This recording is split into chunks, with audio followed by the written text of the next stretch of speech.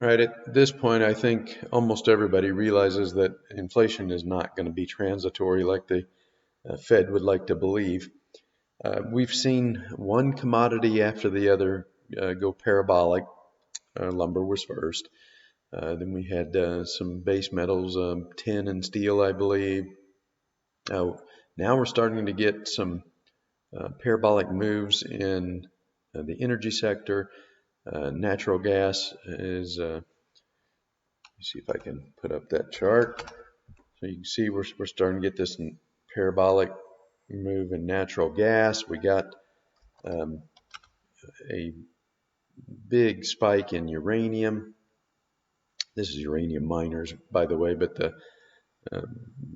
same thing happened in the actual price of uranium.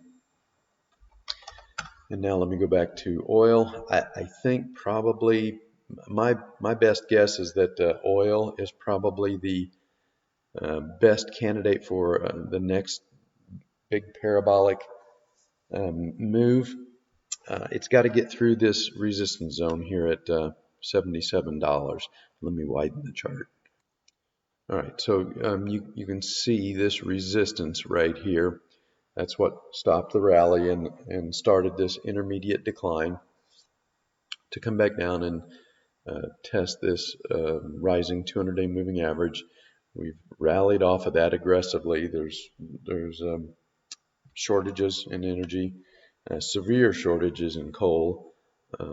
Pretty good chance there's going to be power outages around the world as countries struggle to uh, access enough coal to keep their power plants running. Um, the question, at least at this point anyway, is uh, whether or not oil is going to, I'm positive, is going to break out above this resistance. I just don't know whether or not we're going to drop down into a daily cycle low, have to catch our breath and then make another run at this resistance before we break out, or whether we're just going to churn sideways here for a little bit and then break out before this daily cycle tops and we get that corrective move. But I get the feeling that once we break out above 77, we could have a very aggressive move to the next resistance level, which is at about $85. So let me widen the chart and show you that. Uh, all right, so once we get past this resistance, there's kind of nothing but air here until we um, get a couple resistance levels here. You got one right around 84, $85, and then you got another one at 90, um, and then and then we're talking getting into the hundreds. Um, and I've said this before, based on how far the energy market stretched to the downside, it was negative $35 there at the bottom last March in 2020. That stretched the rubber band incredibly far to the downside. It closed down exploration. Once the new administration got in, they stopped energy production. So we have severely damaged the energy markets, and they're not gonna come back up quickly. Uh, so I think we've got a big problem here with inflation, especially in energy.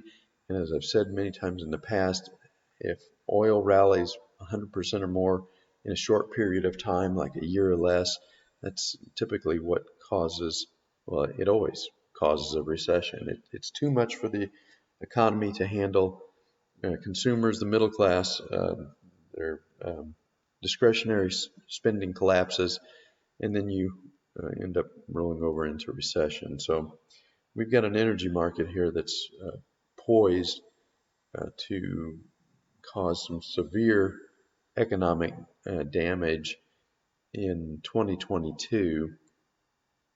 The question right now is just whether or not